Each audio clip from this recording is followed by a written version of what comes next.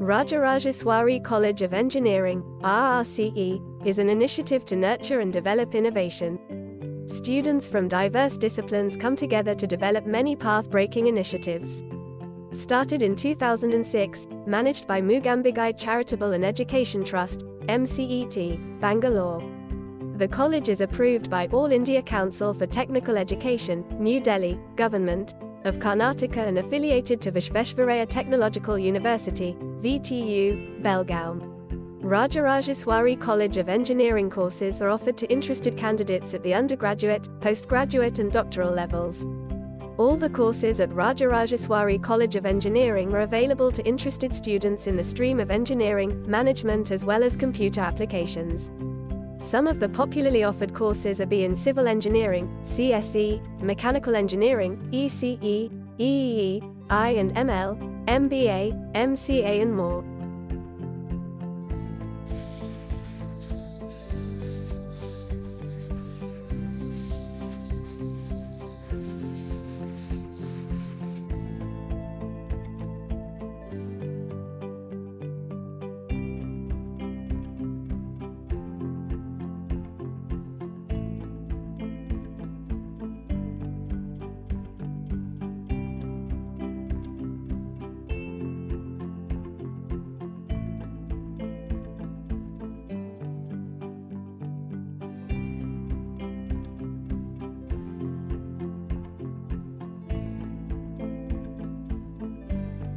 Our head of department of various department staff have achieved in the effective functioning of a department within an educational institution.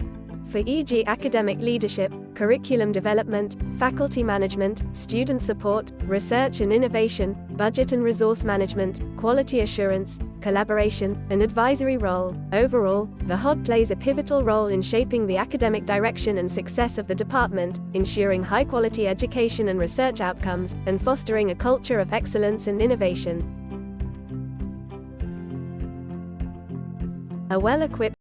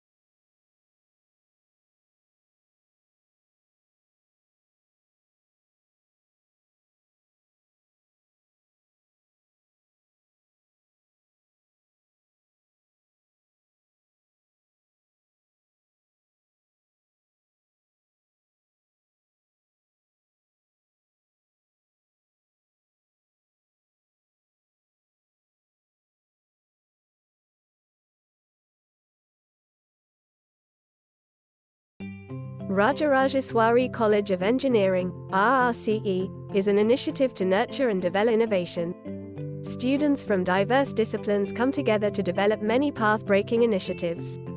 Started in 2006, managed by Mugambigai Charitable and Education Trust, MCET, Bangalore. The college is approved by All India Council for Technical Education, New Delhi, Government of Karnataka and affiliated to Visvesvaraya Technological University, VTU, Belgaum. Candidates at the undergraduate, postgraduate and doctoral levels. All the courses at Rajrajeswari College of Engineering are available to interested students in the stream of engineering, management as well as computer applications. Some of the popularly offered courses are B in Civil Engineering, CSE, Mechanical Engineering, ECE, EEE, I and ML, MBA, MCA and more.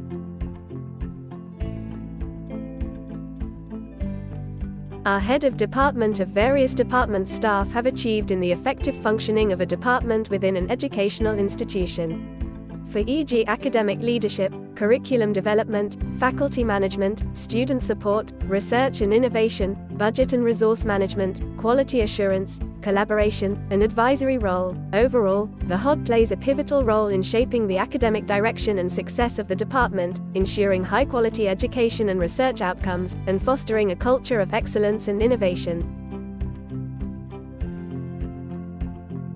A well-equipped CSE lab we provided to students with the necessary tools and resources to gain practical experience in software development, networking, and other areas of computer science and engineering.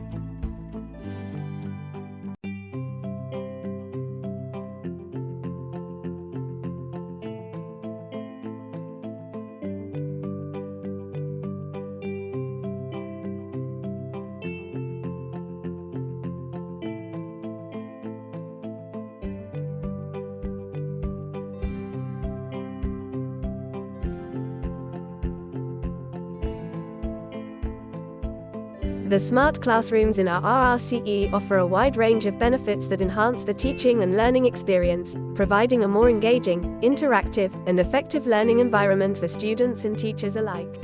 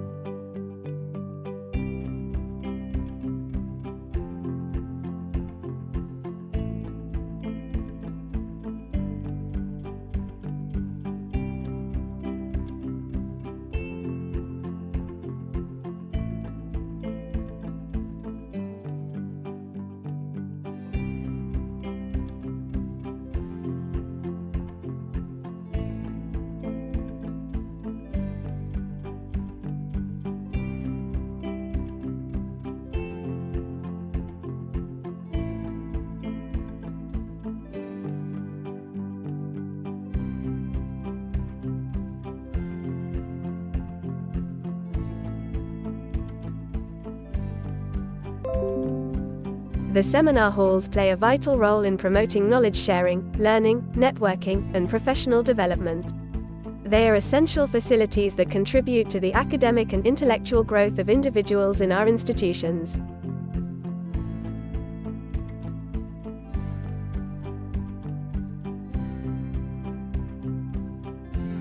The RRCE Administrative Office in an educational institution or organization is a central hub responsible for managing various administrative functions. The principal Dr. R. Balakrishna of Rajrajeswari College of Engineering institution plays a crucial role in ensuring the smooth functioning of the institution and the overall academic and personal development of students.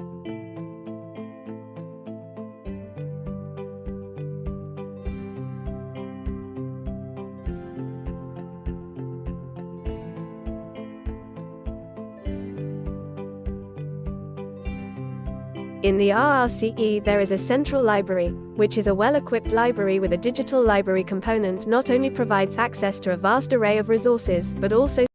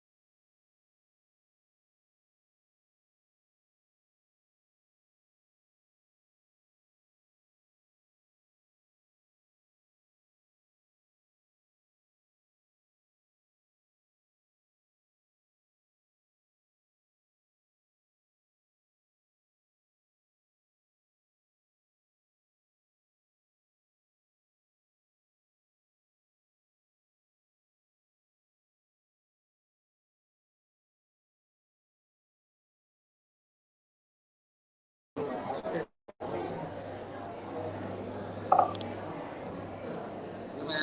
Siri, activate D&D.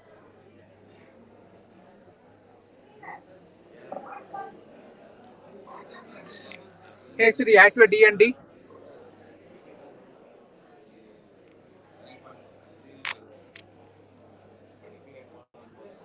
Hey Siri, activate D&D. Hey Siri, do not activate, do not disturb. So how to activate do not disturb, sir? Do not disturb. Hey Siri, activate do not disturb. Why the thing, sir? Any mobile is there, sir? That place is there now. Not like that. Again, Yes, sir. Not to connect, sir. Right now, sir, one second, everything they are coming, sir. This is totally spoiled my thing, sir. what shall I? Oh, sir. Sound and vibrate, sir. Do not. No, sir. Here it is there. Do not vibrate. No, do not disturb, sir. Hey Siri, activate do not disturb.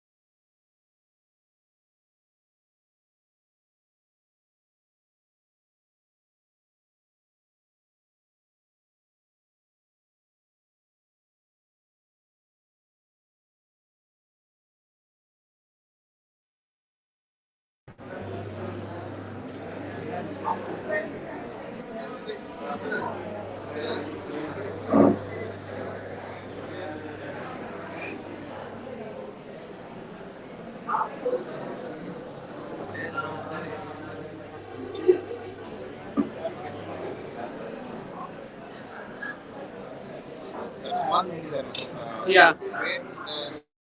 It's wait, but just it's not confident. Just it will take itself.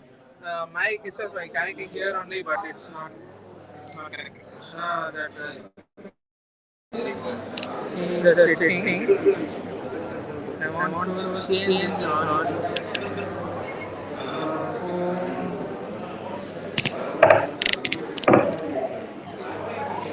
This only.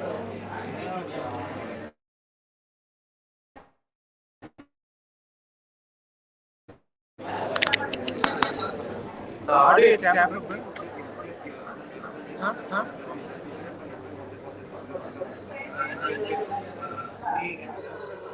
The audio is. It's not connected.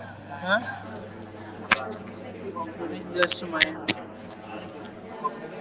Once you remove that cover and you check, because it will not coincide with the exact point. No. The camera will.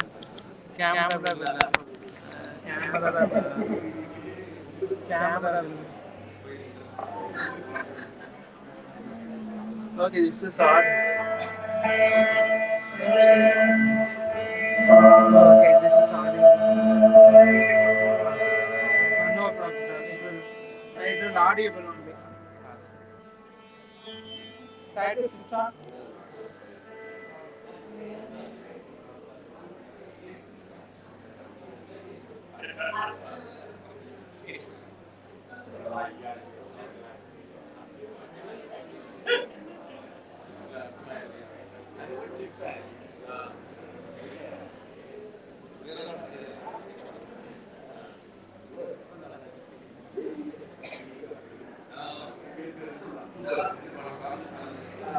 My colleague is working. No problem. Huh?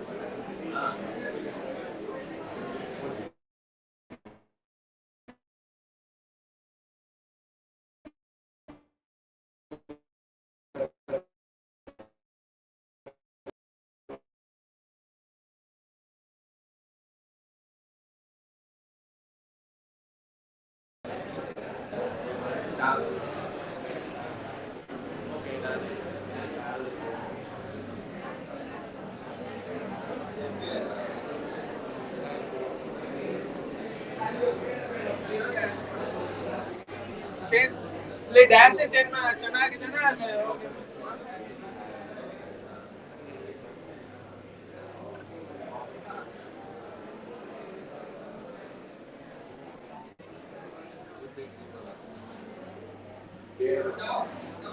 हां okay ना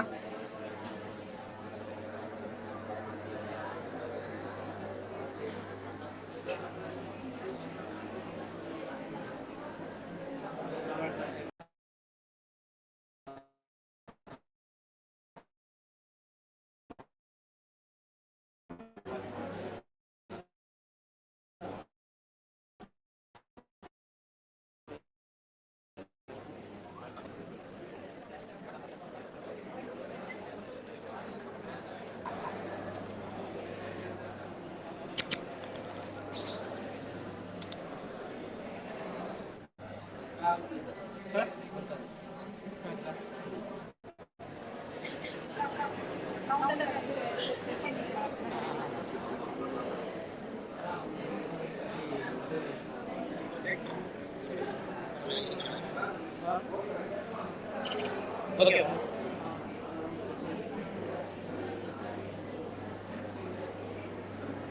Yeah, good.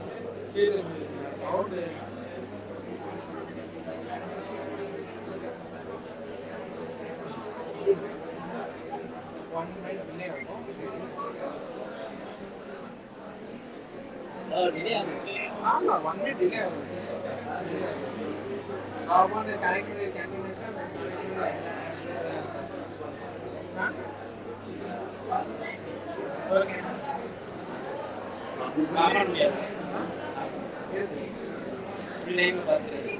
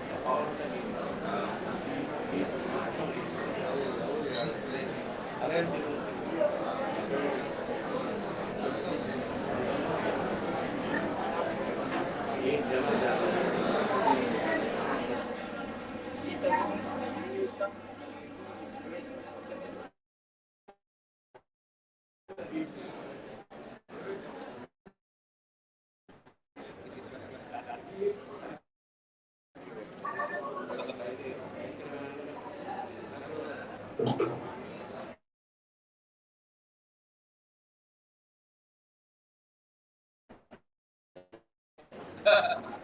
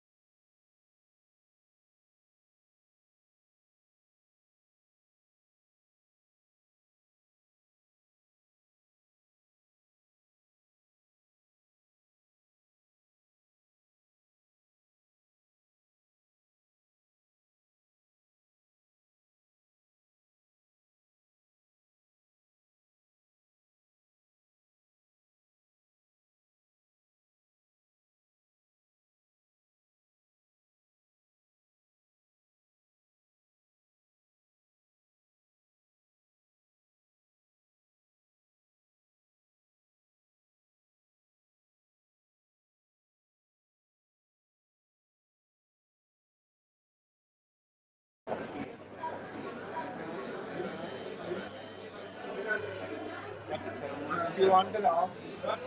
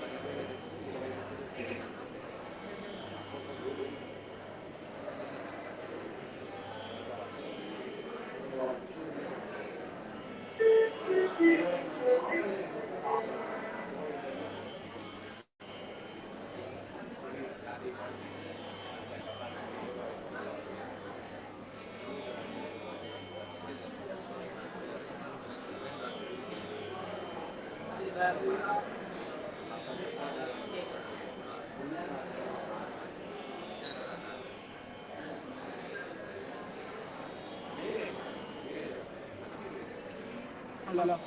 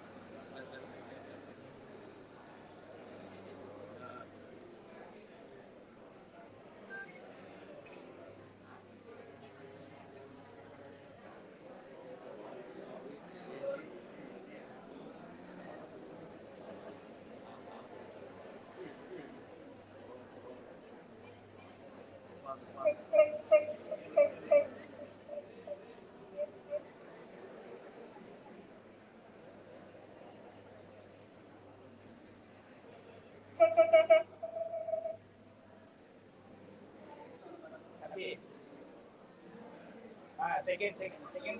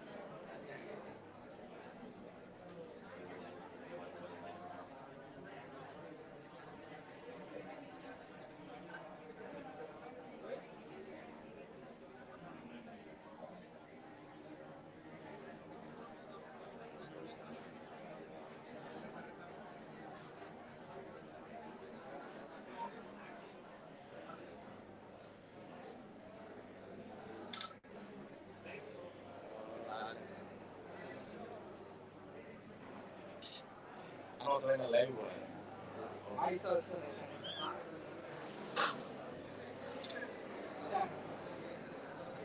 Oh, media evidence service.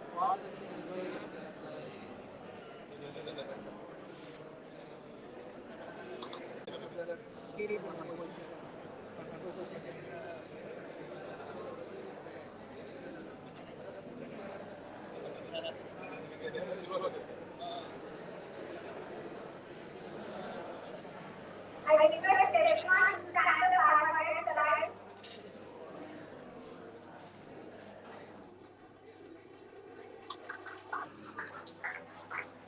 Let's give a round of applause as our guest arrives.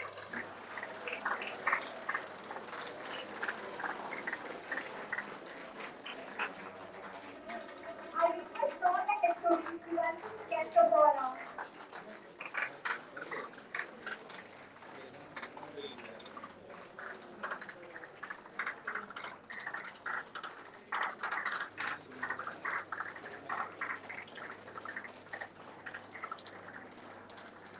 I request all the HODs to welcome the guest of honor.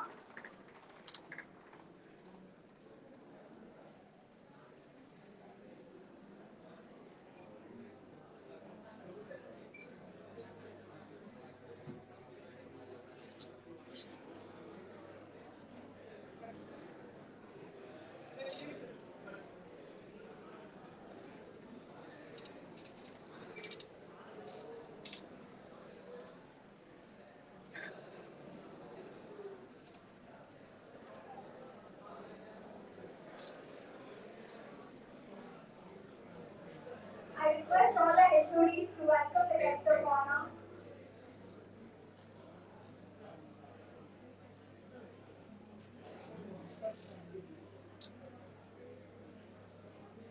In this era of rapid technological advancement, education is our beacon of light. Together, let's harness the power of knowledge to shape a brighter, more innovative future. A delightful morning with a break of dawn to one and all gathered here. On behalf of Rajrajeswari College of Engineering, it's my pleasure to welcome you all to this international conference. We are honored to have with us today our keynote speakers, Professor Kalam and Economics at MUK.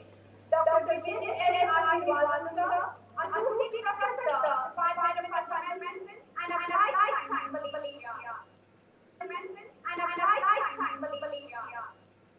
Dr. Advisor of Rajrajeswari and GT of RRI, Dr. Kalam. All the scholars, faculties, and all my dear friends. I am Technologies-Rrce.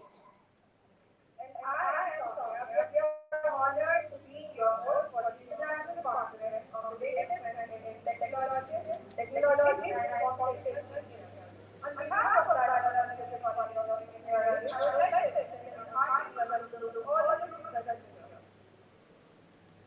This conference aims to foster connections and build networks that transcend borders, enabling us to tackle global challenges with unified strengths and diverse perspectives.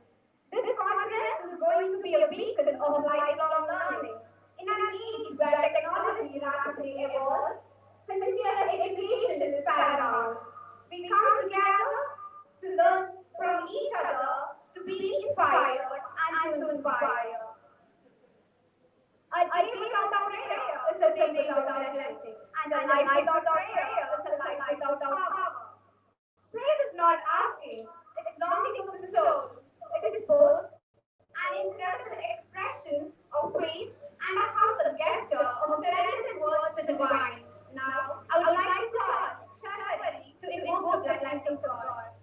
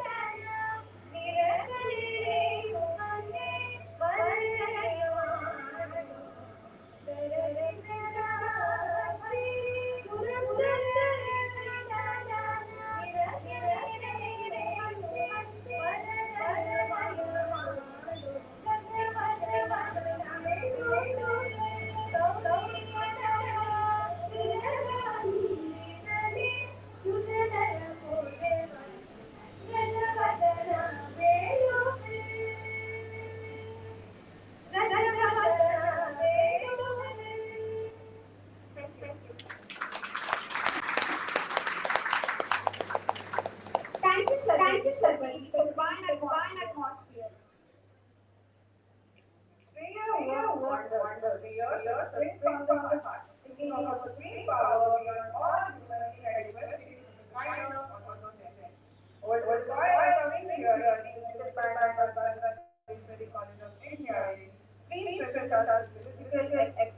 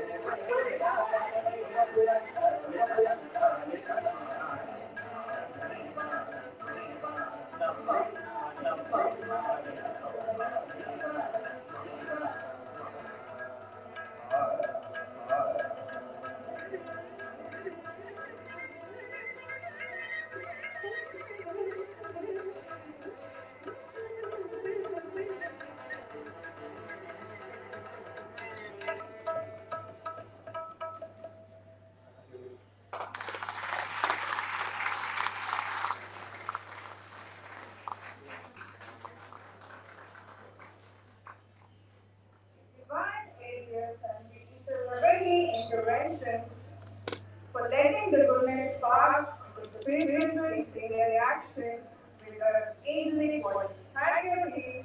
Now, let's have a traditional auspicious lamplighting ceremony as a tribute to Mother Saraswati, the goddess of knowledge. Let's all pray together for the Mother's blessing to give us wisdom to make this world a better. Now, I call all the dignitaries to be welcome to light the lamp.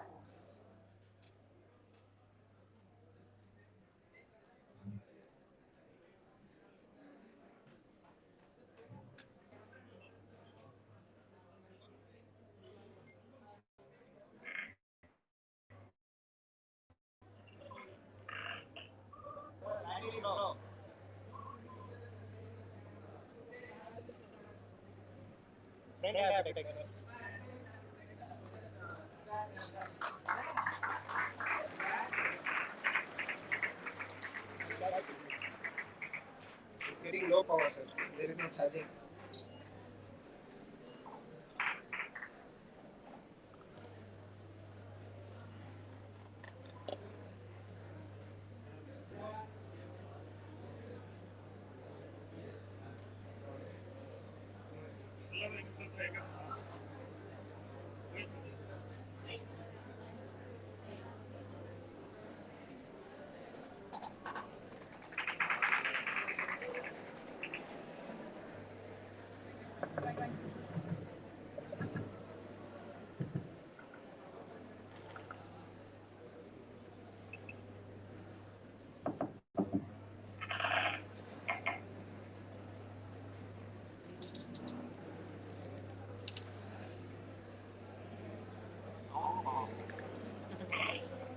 Taking our morning further, let's begin the conference. I, on behalf of everyone present here, cordially invite the dignity of the event today, the guest of honor, Professor Vimal Karni sir and Dr. Vijay S. Ashirvadam sir. I would request all the dignitaries to occupy the dais.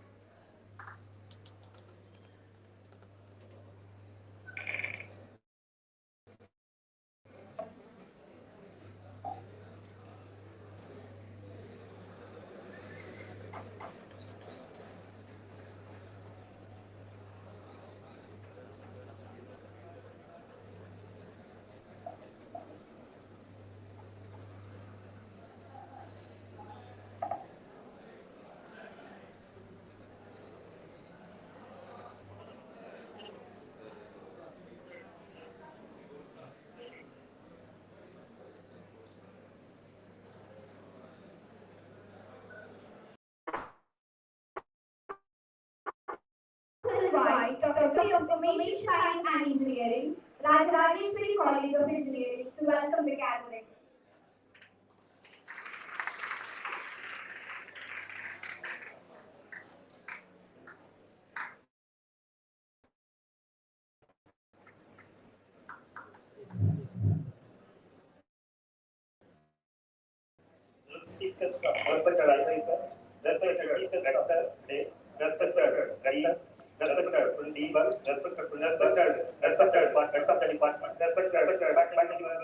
And my student friends. Blow a good morning to one another here. It is my pleasure and privilege in delivering this welcome address in this auspicious occasion of the inaugural function of the International Conference ICRT 2024. On behalf of our management, the entire fraternity of Rajrajeswari group of institutions, first of all, I extend my sincere gratitude to God Almighty for blessing this day and also guiding us to organize this kind of wonderful international conference in this auspicious day. It is my pleasant duty to welcome the honorable and visionary leader, that is our beloved chairman sir, and our chairperson madam, and our dynamic president of our group of institutions in the absence.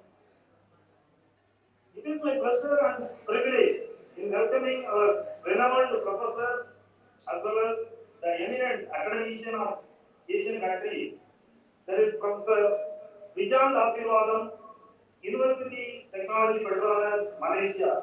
Welcome you, sir. It is my pleasure to welcome the most famous researcher and eminent academician, Dr. Vimal Karani from University of Reading. He is a well-known researcher in the field of nutrigenomics and nutrigenetics and machine learning. I welcome you, sir. It is my pleasure to welcome the highly intellectual advisor of Rajrajeswari and also the former Vice Chancellor of Mysore Technological University and IIT man, Dr. Kalam to this presentation. It is my duty to welcome the men behind this wonderful occasion, our wonderful international conference.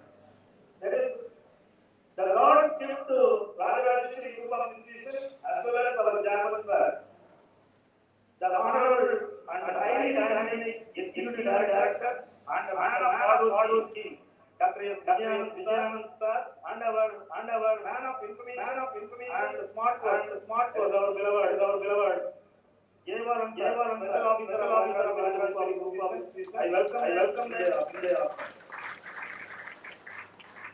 It is my foremost to welcome my beloved teacher and mentor and also the rector of the Rajrajeswari group of institutions, Dr.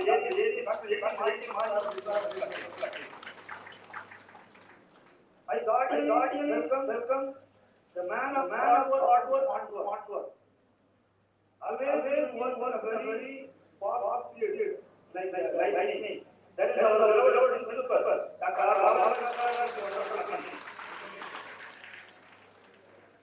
Then it is my foremost duty to welcome the women behind this wonderful conference.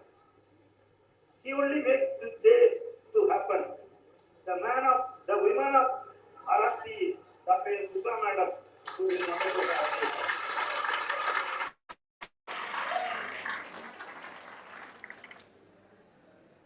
I also guardianly welcome the youngest HOD of Rajrajeswari College of Engineering, Dr. K.S. Department of ML MCA.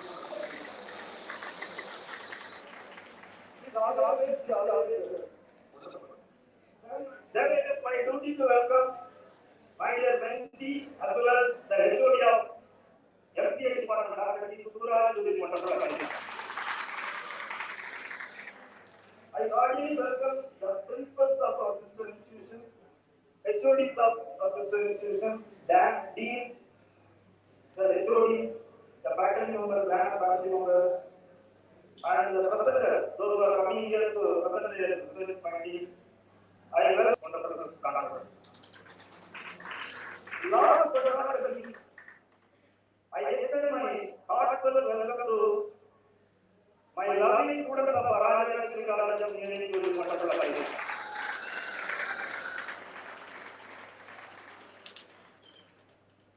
At last, I wish to appreciate one thing. The morning we have come and occupied 20. Then I have a little confusion. Whether we are coming for an international conference or we are coming for a physical conference.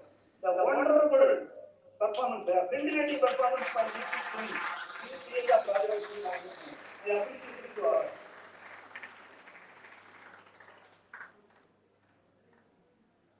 I welcome one and all person here. Thank you very much for the patient listening and also for the wonderful support. Thank you.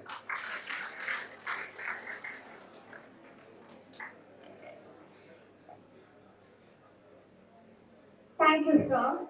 Dr. Usha ma'am, Dean of R&I, HOD, Department of Computer Science and Engineering, Rajrajeswari College of Engineering, to give us a brief description about the conference.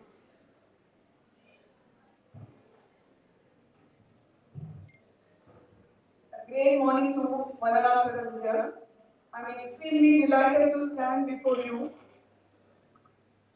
K2K 24 in the month of July 23, we started this month as well. Of course, we have received very great support from the agencies as well as our management. I'm expressing my thankfulness.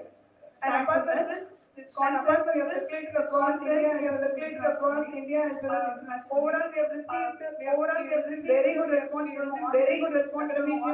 academicians, industry sectors, as well as research scholars from various institutions. We received 153 papers all over India and few papers from international also. And the same outcome of this conference, we are going to publish the papers in the repeat journals and scopus in the journals. And out of 153, after the review process, we have selected 110 for the presentation. Today and tomorrow it is going to happen. So all to enjoy your stay at Rajrajeswari. Thank you. Thanks a lot.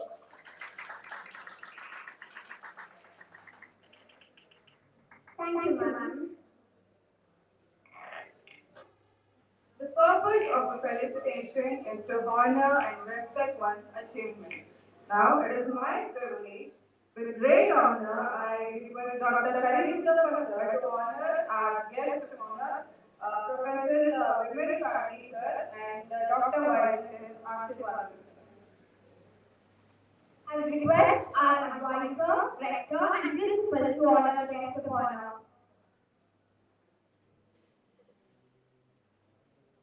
I would request our guest of honor to occupy the seat.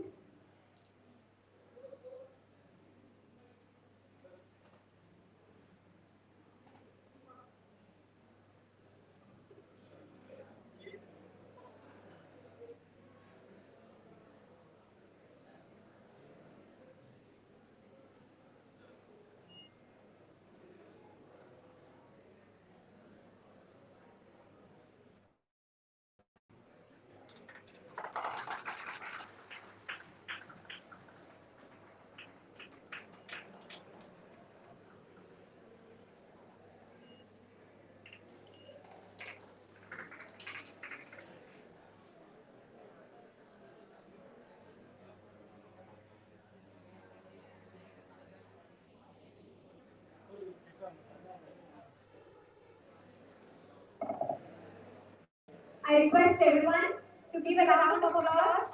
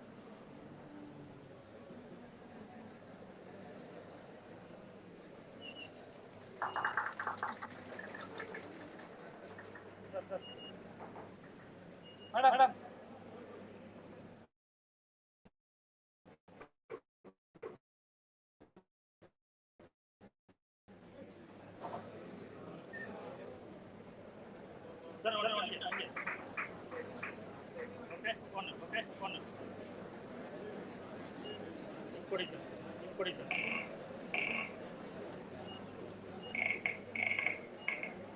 Okay okay, ಎಲ್ಲ ಒಟ್ಟಿಗೆ.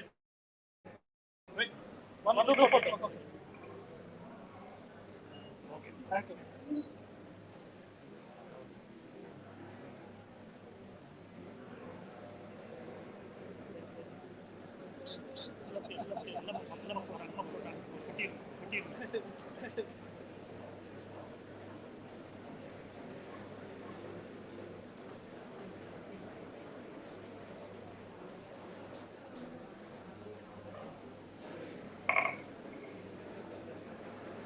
Thank you, please.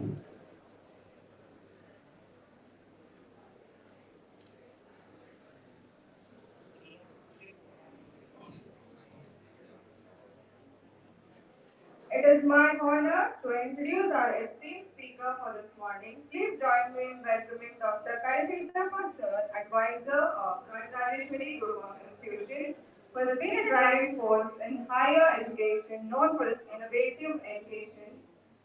I request Karishidappa sir to give his words upon.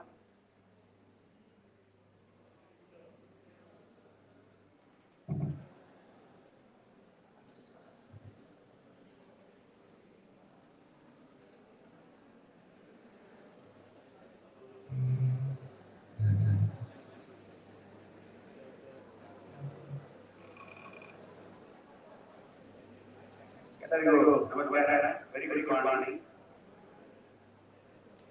Secretary on the dais, Professor Ramohalli, Professor Ashibatam, my colleagues from Rajrajeswari Group of Institutions, Professors, Deans, HODs, Principal Professors in institutions, various paper contributors, invitees, my dear student friends, ladies and gentlemen, press and media.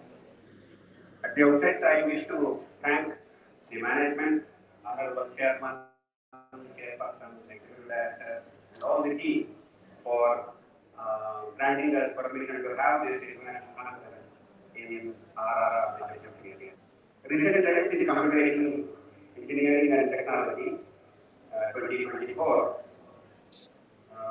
is a very good thought process to have a conference on computational engineering and trends.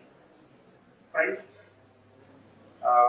we have a lot of disruptions in the technology, our technologies, and engineering also has changed completely. And some of the recent technologies which each engineering professional should know are such as AI, IoT, machine learning, deep learning, etc. These disruptions have completely changed the way we look at the usage of technology in the various fields of engineering. You name any engineering field, without these tools, we cannot go ahead. Therefore, a conference of this nature will definitely contribute not only to the research area, also it helps us in the learning process. In the sense that the present students who are learning engineering, and must not be mistaken, you must be very, very strong in fundamentals to understand technology like this, to understand the topics of conference like this. If you look at the way in which the papers are submitted and published is known, you have application of these areas in all the fields, especially in health area, in medical education. There are a lot of applications. You see a lot of many papers. Only for a few pages I went through. A lot many applications. Technology is going to help us in various applications. That is the reason why I always advocate to learn these technologies with very strong mathematics or mathematical foundation. I am also a beneficiary of computational mechanics and technologies are the computation used in various fields of engineering. But the way you approach the course and the learning should be different. So most of us, what we do is I'm sorry to say, we learn only the applications. Basically, what I want to say is tool learning. You learn a tool, be happy with it, and get to report a company and be happy with it. No. So you not only you learn tool, you must know how the tools have been developed. What is the basic behind it, basic science or the technology behind it, especially in the area of mathematics, like mathematics, algebra, probability, statistics, all kinds of mathematics, whatever. You learn. You are normally you neglect the process. So okay, you are fundamentally strong students. You are capable of learning those basics. I think you can handle any kind of technology, any kind of tool. Now the gap is very narrow. You may be a special postgraduate in computer science and engineering. You can become an expert in vibration analysis. You can become expert in one of these structural analysis or some solution application and vice versa. So that is the kind of technology growth that has happened. That is the kind of convergence which is happening. The convergence of technology is at its peak. You must understand the domain in which you are studying very carefully and also understand what is happening in the other branches of engineering. So that is the kind of attitude you should have.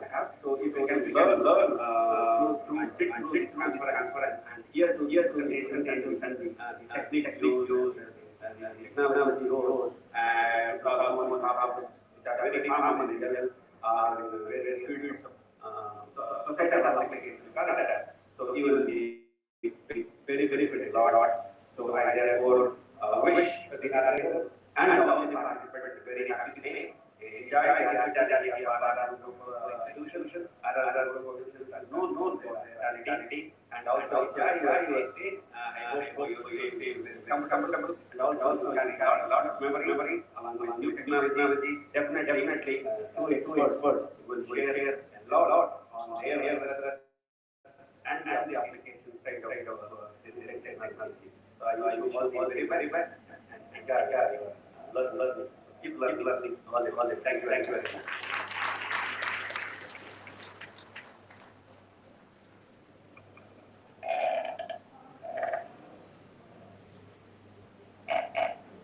Thank you, sir, for your motivational words. I would like to welcome Dr.A.P.J.Abdul, sir, Principal of Rajrajeswari College of Engineering, for an inaugural address.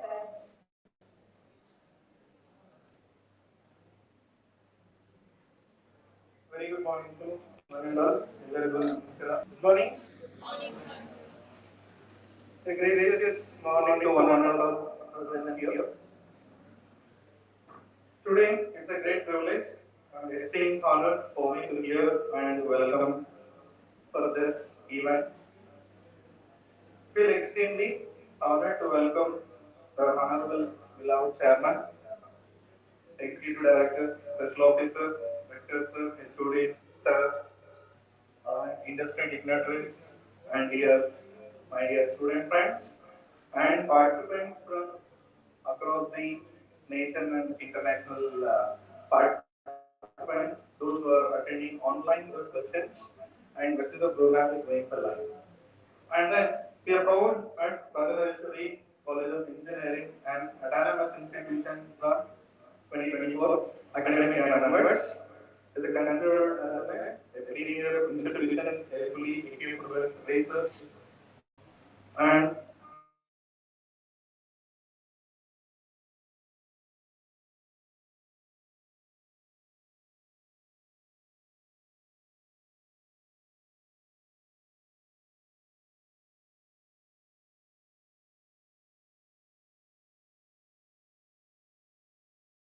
itself as a knowledge hub. We wish our students higher professionals to achievements, and we hope our students after this conference to meet will acquire the advocate inputs concerning from the industry experts and from the keynote speakers from the various industries. And I would like to a warm welcome to today's guest, Germany, a professor from US, UK, and also Dr. Vijay S, From Malaysia University, we have an tie-up with us. Petronas Technological University, our student exchange program also has happened due to COVID. We are not continuing with the next batch of students to send to the university. And here, on behalf of our executive director, our special officer, our advisors, my dear HODs and other my concerned sister institution staff and those who are participants also. IAS officer Sir Siddharan sir. So on behalf of all everyone, a warm welcome to those who are participating from across the institution. Thus, Rajrajeswari College of Engineering is organizing an international conference on recent trends and computational engineering and technologies on 25th, 26th. Thus, conference is science. We are conducting this is the 5th international conference from 2016.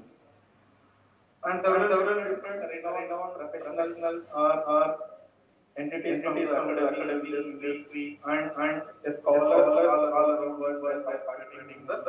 Hope you might be interacting with the people. The same forecasting the exchanging the ideas, innovative thinking, and business ideas, and besides addressing emerging concerns from the technological world. Here, the conference provides special opportunity to galaxy academicians, professionals to discuss, to debate, and various issues. And emerging in the field of computational technologies like cybersecurity, or Internet of Things, Internet of Things, or real communication, or processing. So various we received the papers, nearly 150 papers received across the country. After reviewing all the papers, it started to one or four papers. Out of 104 publications, papers what we have reviewed and shortlisted, these papers we are sending to the Opus and about Science Journal and UGC Journal. So based on their review, it will be published the papers based on the review from the Opus or Web Science.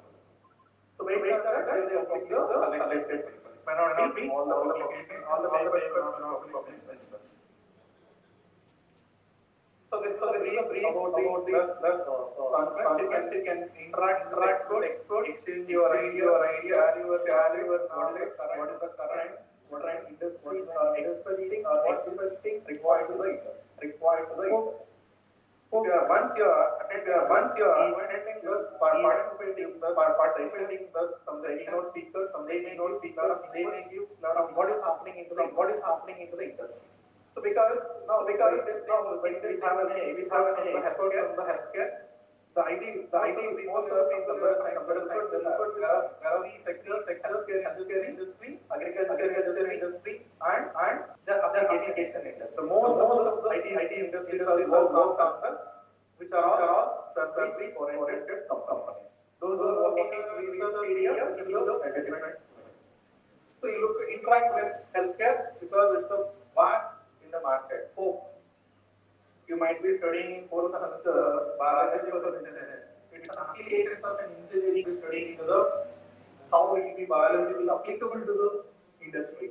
That's the reason the university has introduced this biological engineering. You will get to know, you can interact with him because he is an expert with medical in machine learning. So because somebody is building you are going to theoretical images and convert it into the data. Down the line for another 3-4 lines, you look at it. There is no doctor is not required because you can go to some like ATM machine, you can give your symptom, you get a prescription. Thus, will come for another 3-4 years. This is the scenario at the present market. It's already in some of Western countries, it may come in India. See how you use it work. Because we are all using the tools. We are not developing any tools. We are all end users sitting in that side. So then in fact, both are experts into the machine learning and AI processing. So you can interact, can share your ideas. The many people will be invited for social sessions, interact with them, we get a lot of ideas on what you need to be told as per the industry partners. So wish all the best and enjoy your day with hospitality of other RRC family. They will take care of you. All the and the entire department of CSC, ISC, and ML and MCA, all departments together, they are organizing. I wish all the best for all the departments, all the faculties and coordinators, student coordinators, and even media people, for everyone. Thank you for your kind cooperation to your event. Thank you, one and all.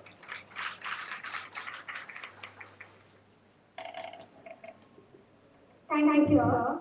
We are delighted to inform you that we will be releasing a seat containing the comprehensive proceedings of this conference. I request the chief to release the proceedings.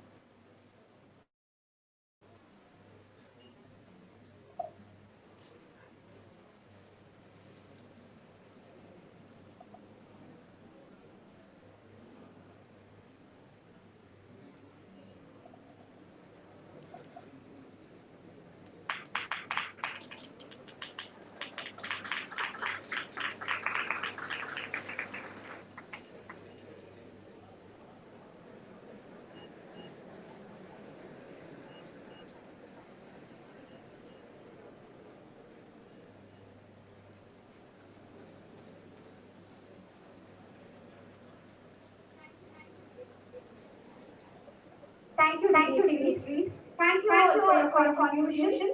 We look forward to continuing our journey of discovery and collaboration through this and future initiatives. I would like to introduce my friend Vishwas to give a introduction to our chief guest, Professor Vimal Kani.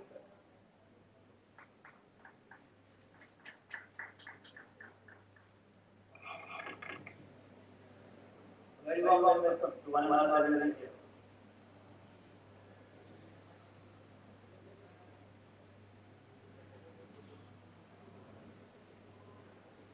A very warm welcome to one of our residents here. I am Mysore from the Department of Computer Science. Today, we are exceptionally privileged to have with us a truly remarkable individual, Dr. Vimal Karani sir, whose contributions in the field of nutrigenetics and non-communicable diseases have been nothing short of inspiring. Now, I would like to take it as privilege to share a few highlights of his extraordinary career. Dr. Karani is professor in nutrigenetics and nutrigenomics. University of Reading, after his postdoctoral studies at the MRC Technology at Cambridge, UK, and the University College London. Professor Karani has an interdisciplinary academic background with qualifications in molecular genetics, bioinformatics, and cell genetics. Additionally, he has initiated a large-scale collaborative project called Gene Fusion Collaboration, which aims to develop a personalized nutrition program based on the evidence from the nutrigenetics, nutrigenomics, and dietary studies, using cohorts from various ethnic groups. On behalf of Rajrajeswari College of Engineering, we thank you, sir, for taking your time to join us.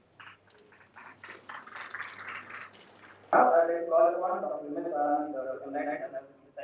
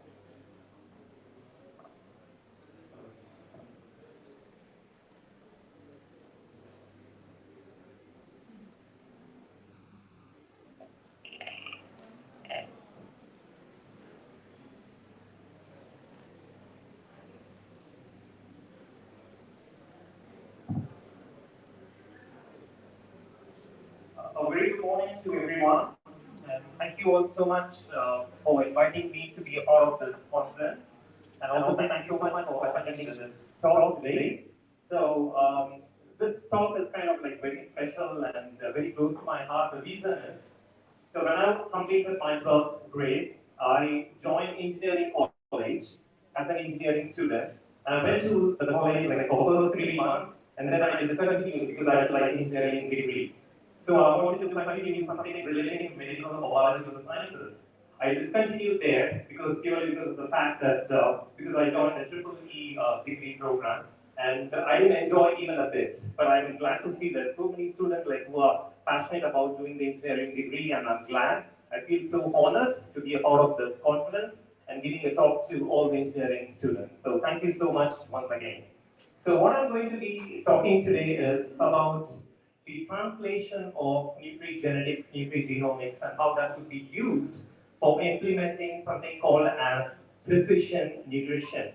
So I'm sure that the terminologies that I'll be using today is going to be, some of you might be hearing it for the first time, and it's a very new topic for you all. So my talk is going to cover, just going to give you an overview about some basics of nutrigenetics, nutrigenomics, machine learning approaches. So I'm going to be talking about using nutrigenetics, nutrigenomics, and machine learning approaches to investigate the risk of cardiometabolic diseases in ethnically diverse population. So what I'm going to cover in my talk today is about the translation of nutrigenetics to precision nutrition. So there are several lifestyle factors, which includes your diet, your physical activity, and various other environmental factors. But besides the lifestyle or the environment, there are so many biological intrinsic factors, which includes your genome, your proteome, your transcriptome, metabolome, epigenome, and the microbiome. So these factors are nothing but your genetics, your DNA, your proteins, your metabolites, your bacteria which is present in your gut, the good bacteria, the bad bacteria. So all of these interact with the lifestyle, interacts with the diet, physical activity, and contribute to various chronic diseases like obesity, diabetes, and cardiovascular disease.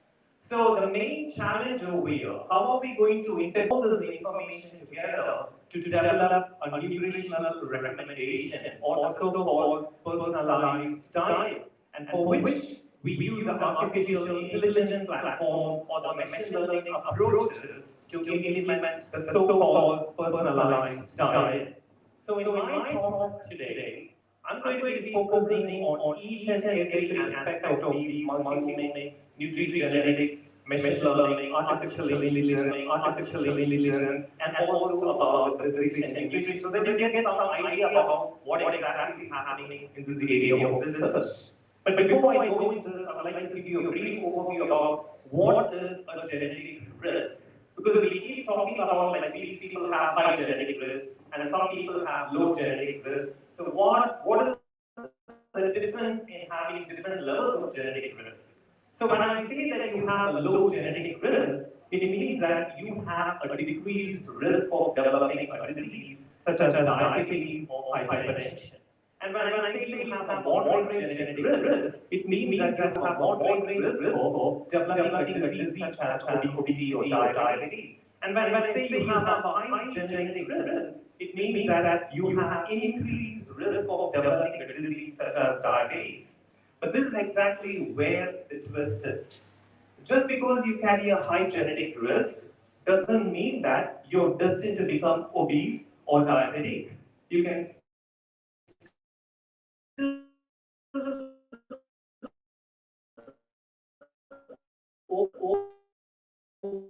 overcome this genetic, I mean, healthy diet that can help you to overcome the genetic risk of obesity or diabetes or cardiovascular disease. So this is the underlying basis on which you do nutrigenetics and nutrigenomics research. So with this background, let's move on to what is nutrigenetics and what is nutrigenomics. So nutrigenetics refers to the interaction, the study of the interactions between your genetic risk and your dietary factors. Say, for example, if you have a high genetic risk and you're consuming a completely unhealthy diet, consuming a lot of foods from KFC or Burger King or McDonald's or fried foods or junk foods and fast foods. So all these diet interact with your genetic risk and contribute to the development of disease like obesity. So this study of the diet interaction is what is called as a genetic study. Whereas nutrigenomics, as the name implicates, omics means gene expression. So gene expression is nothing but where the DNA is converted to RNA to protein. So the proteins which are produced in your body, are basically produced from your genes, from your DNA. So but the genes cannot produce the protein unless you consume some food. Because the food that is you're consuming, it is going inside your body. Because we say that what you eat is what you are. Because what you're eating is going inside your body, going inside each and every cell of your body, interacting with the DNA and contributing to the development of various diseases. So this study of the nutrition and genomics, gene expression is what is called as nutrigenomics. And findings from nutrigenetics and nutrigenomics are essential for the implementation of the personalized nutrition. So when I say personalized nutrition, it means that the nutrition that you should be consuming, which is personalized based on your DNA. Because we all carry a DNA which is unique for each and every one of us. My DNA is unique for me, and that's why in fact there's Bimal, and your DNA is unique for you, and your friend's DNA is unique. That's why we all look different from each other. I will look different from you, and you look different from your friend, and that is all attributed to your DNA. So we all have a unique DNA, so we should be consuming foods which is suitable for all DNA, and that is what is called as a personalized diet or a personalized nutrition strategy.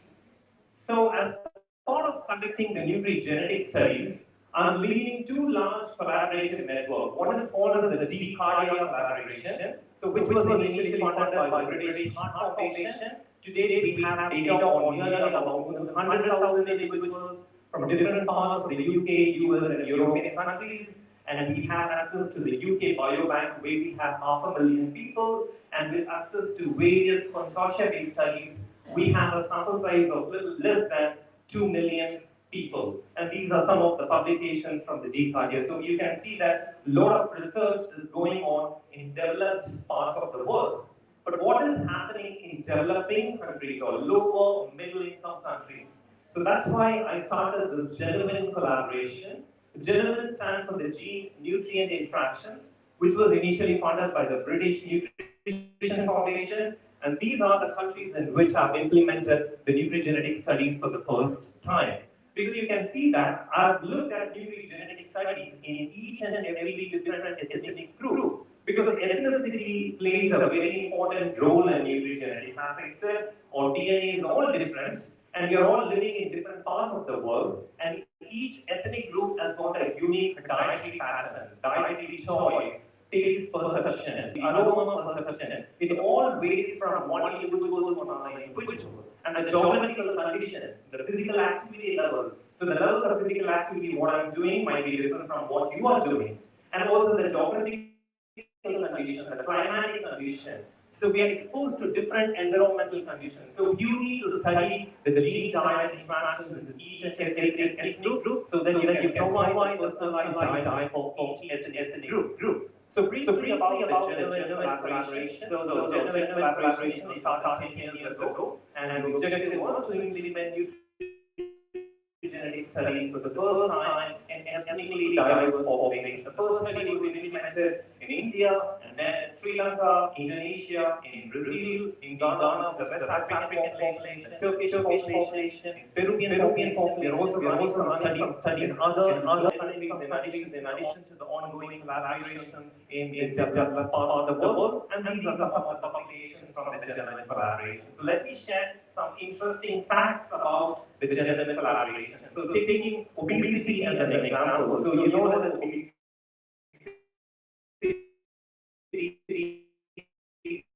prevalence is going very well. The factors that are predisposing and that we all fall into three different levels of genetic. Some of you might be low genetic, some of you might having high genetic, some of you might be having moderate. But irrespective of the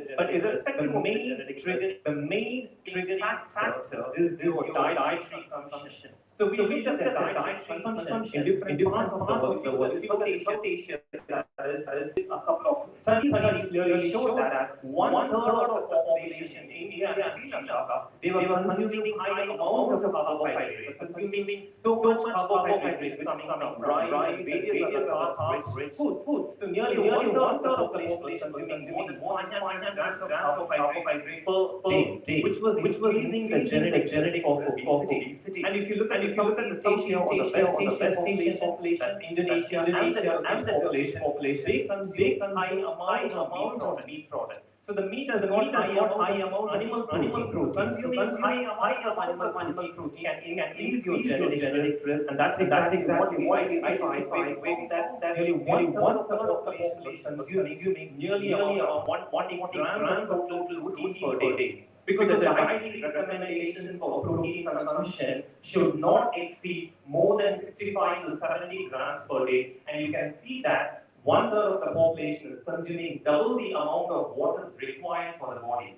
So that high consumption of protein was increasing the genetic risk of central obesity. And a similar finding was also the Brazilian population, where they were consuming protein. Now coming to the West African population, here it was high consumption of fatty food. So when they exceeded 47 grams of total fat or more than 23 grams of saturated release of all these findings, so where we clearly show that the healthy lifestyle can overcome the genetic risk of heart disease, and not just the heart disease, even the diabetes and also obesity. So we have seen the one side of the story, which is the nutrigenetics. Now let's move on to the nutrigenomics. So nutrigenomics is the study of the role of nutrients in gene expression. Because the food that you're consuming, it has got all the nutrients, it has got all the macronutrients and micronutrients. So these nutrients will have to be absorbed by the cells because you need energy. So your everyday's energy is coming from the nutrients which are present in your food. That's why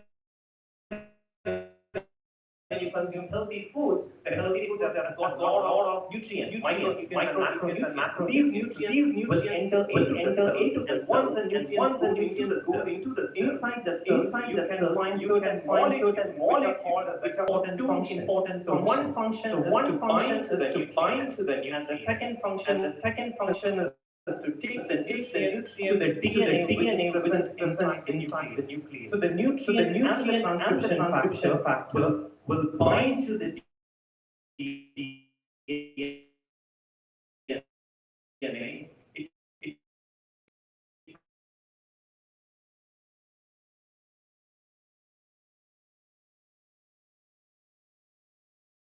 proteins. So every protein which is produced in your body is a reflection of your diet. So if you eat healthy, you're going to produce all the good proteins. And if you're going to eat foods, you're going to release a lot of bad proteins. And that is all related to aging and various other chronic diseases. So the study of the expression of the RNA in response to the nutrient is what you call as transcriptomics. And the study of the expression of proteins in response to the nutrient is called as the proteomics. Proteomics is nothing but the protein expression. And the study of the expression of the metabolites in response to the nutrient is called metabolomics. So all these omics approaches, they are all biological molecular markers which can be used for preventing the diseases like obesity and diabetes. How can you prevent them? By implementing the so-called personalized nutrition plans. That is, based on your gene expression, we can provide you a diet which is personalized for you. So if you have an abnormality in your gene expression, we can rectify that by providing a diet which is suitable for you. And this is all more of a framework. A lot of research is going on in this area. So we have seen what is genomics, we have seen transcriptomics, and one most important area of research is metabolomics. Metabolomics is studying the expression of all the metabolites in your body. We have nearly about 3,000 metabolites, all the amino acids and fatty acids, which are all the end products of the metabolism. So if I look at your metabolite level, that will give me a true reflection of your diet. What kind of diet you diet? There will be overproduction of the bad metabolites. In a healthy diet, you're going to produce a lot of the good metabolites. So the metabolic profiling or metabolomics can be used to study the status of an individual's health or the disease condition. So you can do any kind of a study. You can do an animal study or a human study. You can use any kind of a blood sample. You can use a plasma sample or serum sample or blood sample or even the fecal sample. And depending upon your study question, you can use NMR or chromatographic techniques or mass spectrometry. So you can use any kind of a technique. So for example, you're analyzing 1,000 urine samples and you're going to analyze 3,000 metabolites from each sample. So you're going to have massive data. So for that, you have sophisticated software which will analyze all the peaks. And what you see as peaks over here, they all indicate the levels of the metabolites. So depending upon what are the metabolites which are higher, what are the metabolites which are produced in less, all these indicates whether an individual is going. So that's how you do a metabolomics research. So now let's move on to what is epigenetics, or the term epigenetics. But epigenetics is considered as a non-genetic area of research. It has got nothing to do with your DNA. It has got more to do with your gene expression. Because the gene expression which is being, the genes which are expressing, so this pattern of the gene expression is being inherited. So you have inherited the gene expression pattern from your parents and from your grandparents. So any defects in the gene expression will be transmitted from one generation to another generation. Like if the parents are diabetic, you're likely to also develop diabetes, which you can prevent at an early stage. So which is basically a change in the phenotype. The phenotype is nothing but your physical representation, your height, your weight, your BMI, your hair color, your eye color. These are all your phenotype. Your genotype is nothing but your genetic representation. So which is determined by your gene expression. So there's one epigenetic modification which is called as the DNA group. It gets added on to your DNA. So the DNA is made up of 4 nucleotides, which is called as the adenine, guanine, cytosine, and thymine. And this methyl group gets added on to the cytosine. And where do you get this methyl group from? The methyl group comes from your healthy diet. If you eat a lot of vegetables and fruits and all the healthy foods like fiber-rich foods, all these foods are rich in methyl donors. So these methyl groups will enter into the cell, goes to the nucleus, it goes and binds to the DNA, and it regulates the gene expression. But if you consume an unhealthy diet, the unhealthy diet doesn't have the methyl donors.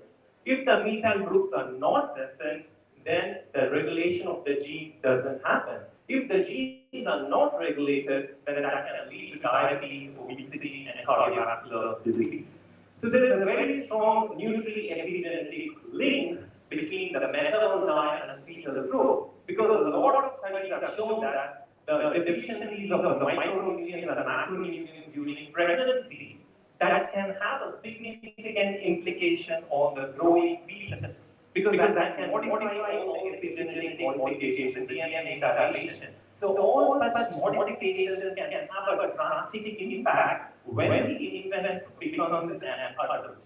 Because all these gene expression changes can have a significant impact when the child becomes an adult, and when you become an adult, you can develop obesity, diabetes, cardiovascular disease, which have all started in the first 1,000 days of a child's life.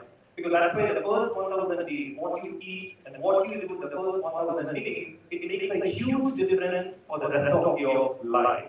And what you consume in that first 1,000 days, it brings a very big change when you become an adult. For example, we did a study which is called the vitamin D pregnant mother study in Indonesian pregnant mothers. So we recruited 200 pregnant mothers and we followed them right from the first trimester, second trimester, third trimester, and we also did some newborn anthropometry. And we measured the vitamin D status, and also we looked at whether they belong to high genetic risk or low genetic risk. And we identified that those pregnant mothers who had a high genetic risk and those who had low levels of vitamin D in their third trimester, they gave birth to babies which had a small head circumference. Because all the babies which had small head circumference, they were given birth by mothers who had low levels of vitamin D. So vitamin D is a very important micronutrient, and a lot of pregnant mothers ignore to take vitamin D supplementation. So the vitamin D deficiency with high genetic risk led to the birth of such babies with low head circumference, and low head circumference at birth has been shown to be highly correlated with the development of cardiovascular disease when those infants become adults, which have been shown in several cohort-based studies. So foods rich in methyl donors are very, very important. That's why you say what you do and what you eat in the first 1,000 days, they make a very, very huge difference in the child's life. So we have seen nutrigenetics, we have seen nutrigenomics, metabolomics, and also epigenetics. Now let's have a look at the impact of the diet on gut microbiome. Because the food that you're consuming is not only impacting DNA or gene expression or DNA methylation, but it is also entering your gut movement where you have several microorganisms. So these microorganisms play a very, very important role. So there are good bacteria and bad bacteria. So if you have high levels of good bacteria and low levels of bad bacteria, so it's called as a healthy gut. But if you have high levels of bad bacteria and low levels of gas and lipid metabolism, controlling and regulating your lipid metabolism and preventing the development of cardiovascular disease, so overall, your gut microbiome plays a very important role. And that's why, especially during the pandemic, the COVID-19 pandemic, all the doctors are asking you to maintain a healthy gut because it also prevents you from developing infections. So the gut microbiome plays a very, very important role because it's not only the infections or diabetes, obesity, because there are several diseases which are associated with the gut dysbiosis. The gut dysbiosis is nothing but the unstable gut microbiome because it's related to your mental health, all the mental health related diseases, bone related diseases, inflammation related diseases, so even cancer. So they all related to the gut dysbiosis. So we have seen different aspects of nutrigenetics, nutrigenomics, epigenetics, gut microbiome, and also epigenetics. But perhaps from nutrigenetics, many of the genes, which is what is called as nutrigenetics, and it interacts with the metabolites, which is what we call as metabolism.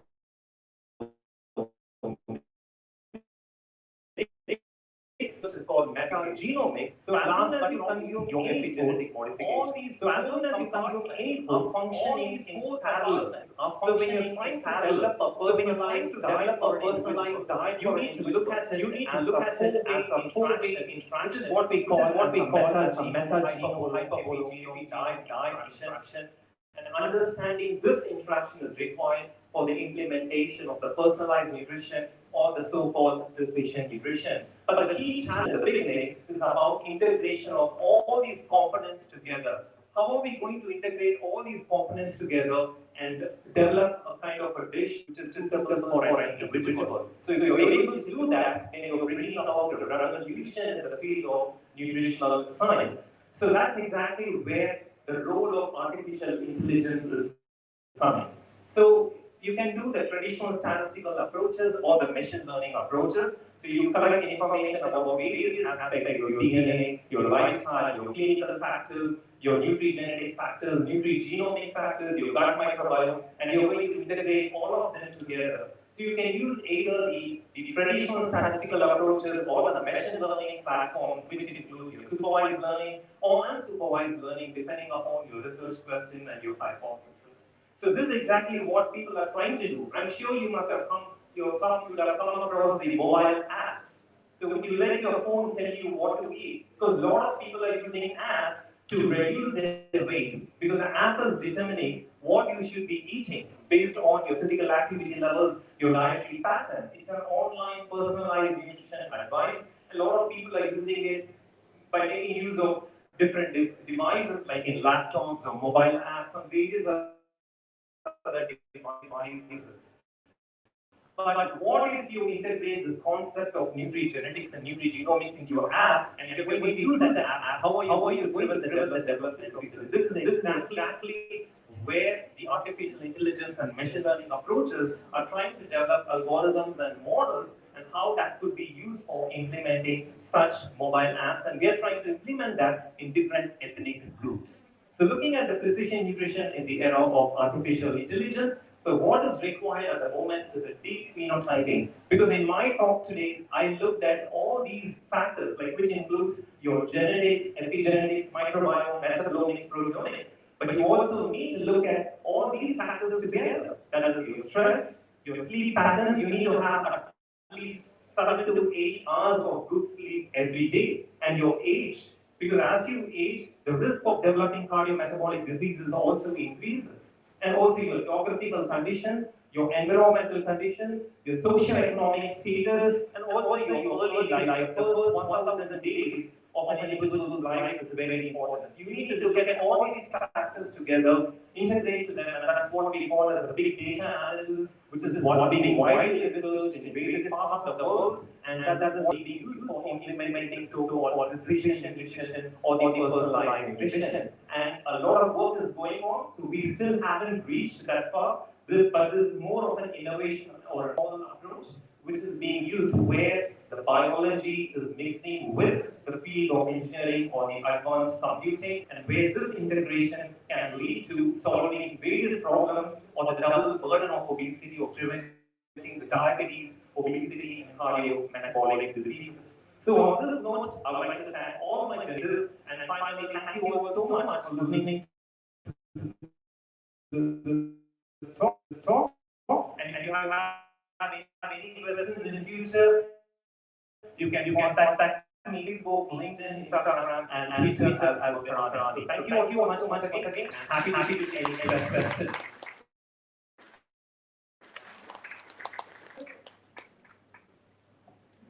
Any questions?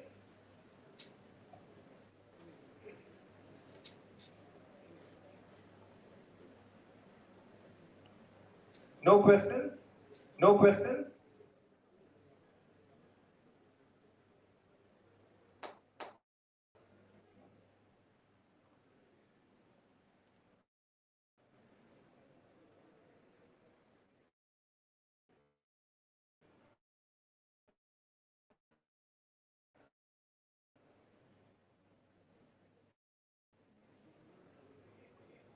So thank you so much. As college students, we feel it's really useful information for each one of us because we don't have proper and healthy diet.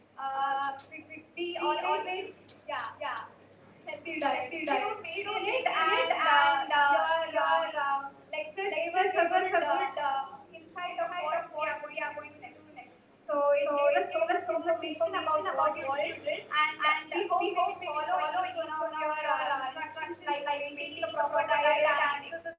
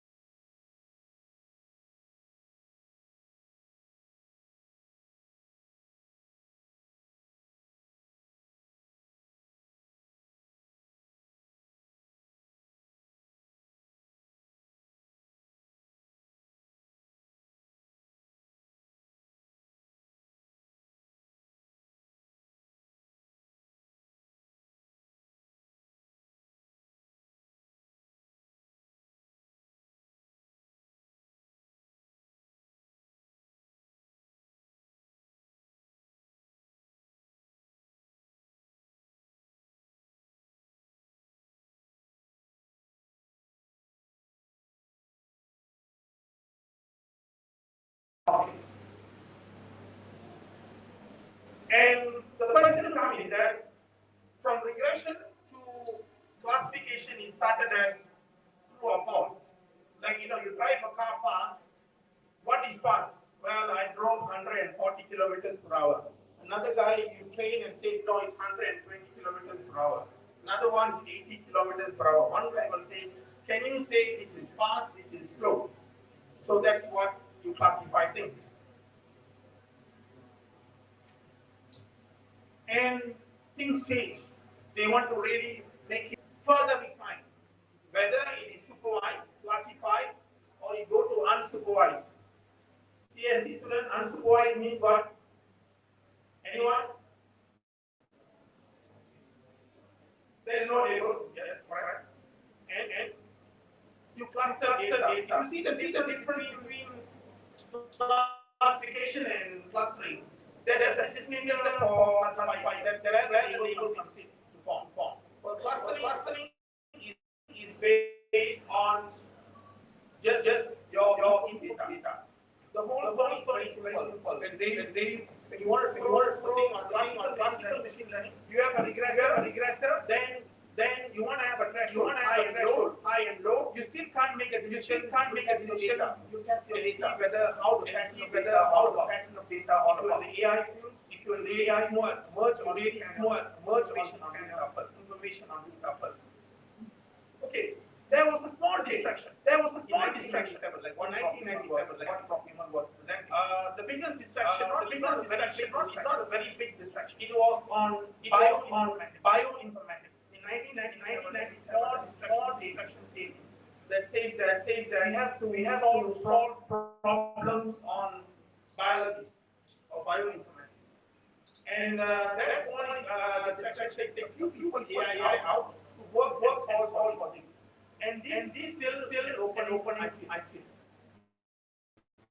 Yesterday, people was Infosys, even for something a new pattern to see. Can you imagine there are 3 million data in one field, and how you going to analyze that? Will go on that. Deep learning, but take down the learning, but put down that it's a big vacuum. It's a big vacuum because and I will come back to that. And the big distraction came on computational neural net. AI ML student. Convolution neural net is for what? Anyone can answer? I saw some hands there. AI. What makes it disruptive? All the while was sent for based on vector. When it comes to deep learning or convolution neural net, data was that makes the whole changes. Okay? So that was distraction. And the very first one was done for postcode data. Okay? So it was an insurance company was trying to translate postcode data and all form of images. And you are looking at more than 1 million data.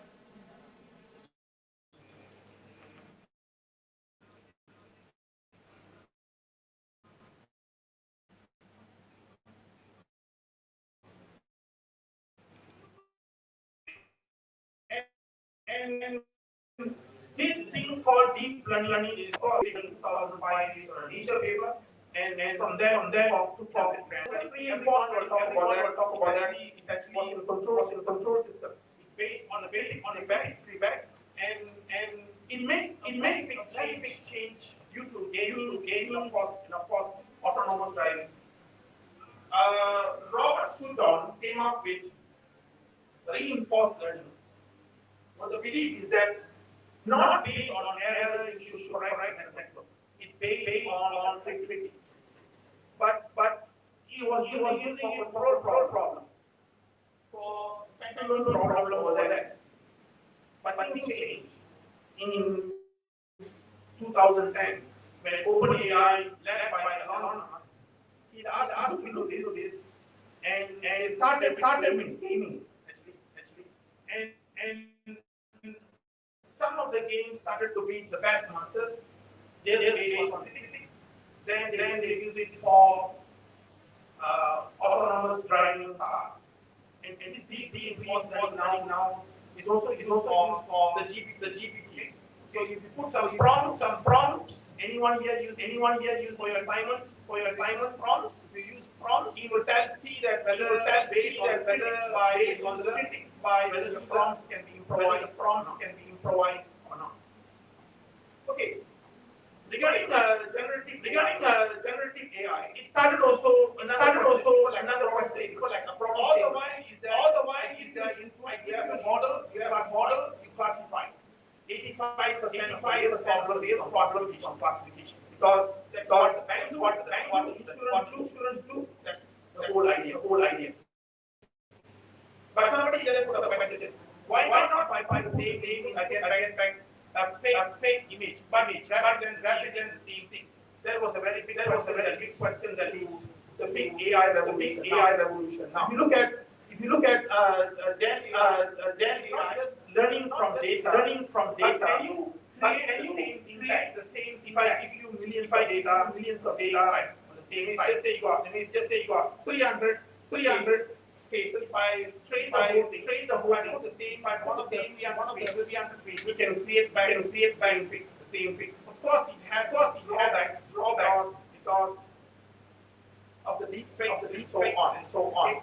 If people looking at the negative part, but things very fast when the text part, not only image, when the text part comes from the prompt, the whole thing changed. They use it for auto correction of text. They use it for describing based on prompt. Remember ChatGPT. All the while Google put some prompt, it gives you the list. This is where you have to search. But ChatGPT can change things. You give the same prompt of data and use it, and that's the best thing. So the whole idea why we are having the same process in the thinking process. Okay, this is where we are now on GPT now. GPT, you got the three elements I wrote there. The generic term now for GPT, we call it as large language model. I don't know whether you are debating on that, but this is what. Okay, a lot of the analysis is right. You went through a ChatGPT revolution. Why we have this ChatGPT? All the while model you play things. What you get is just visualization, and the human being write all the codes. But with ChatGPT base, we don't have to do that code. All information taken and reported by itself. I don't know any of using Microsoft Copilot. They actually use for corporate use only. Just say for you want to buy a house or car, there is they call digital documents. And just say you have bought a car. Just say you bought a car. You take 2 digital documents and you need 95% assessment. So you just need this Microsoft Copilot generated both documents. You don't need to just apply a lawyer. Of course, a lawyer has to sign. So this is why the whole idea of prescription comes in. Now, the most important part I always call the XAI is how you really believe on this model. On the explainable part, this is the new revolution comes in, and most of it is run by the IT big companies. Of course, data will be part of the syllabus. And this started in 2016 by EU because it came out with the GDPR.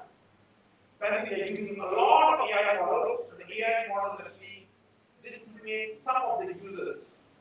So the GDPR is about fairness, about privacy, and also looking at on security. So it is called as general data protection and regulation, looking at privacy, transparency, and how it is explained to the public.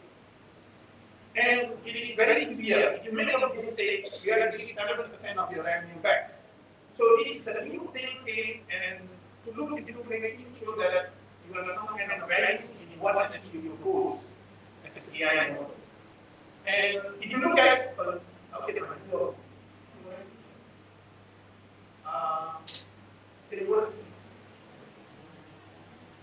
no, next. Yeah. Okay, if you look at what I went to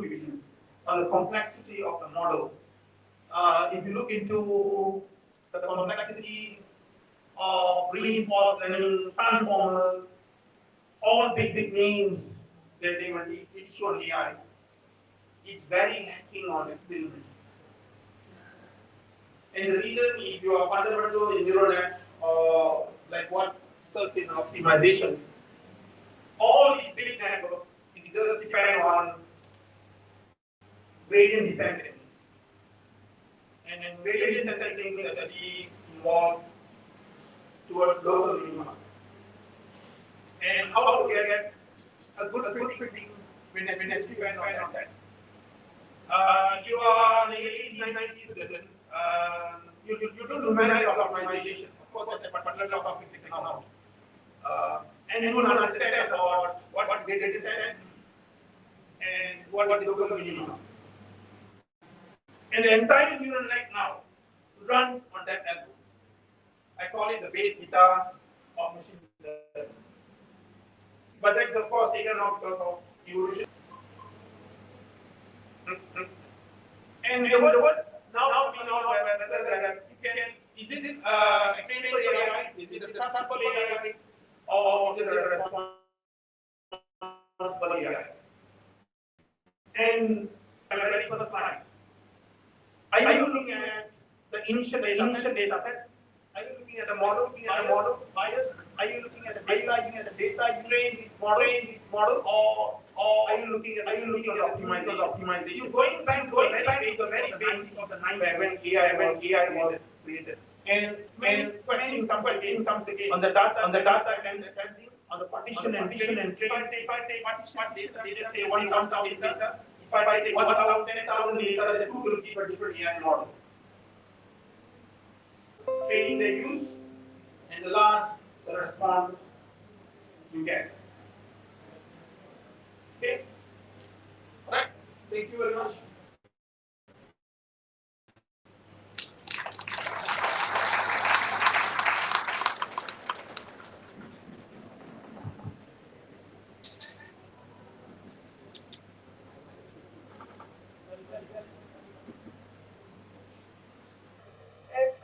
If anybody has any doubts or any questions, please ask.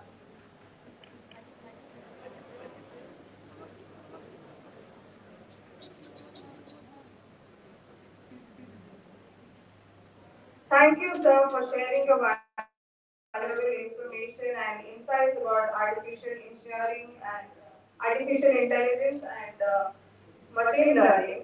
Now, I would like to call Dr. Ma'am, Associate Professor of Computer Science and Engineering, to deliver the vote of thanks.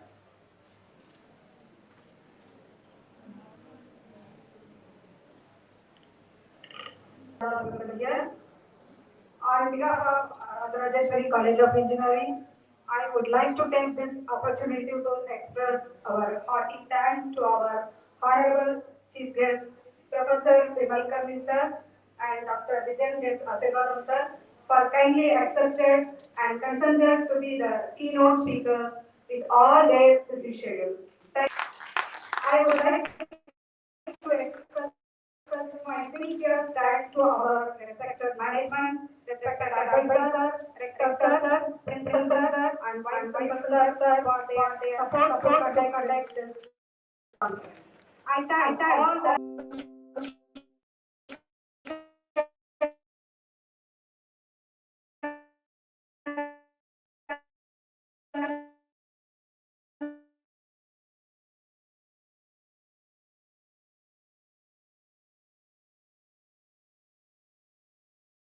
thank you, thanks a lot. Thank you.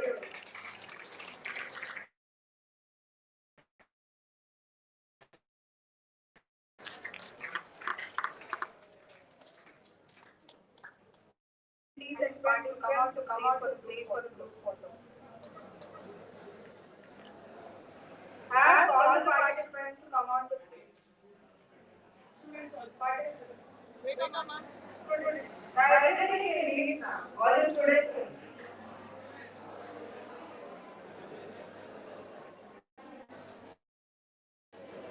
Participant students, please come on the stage for the photo session.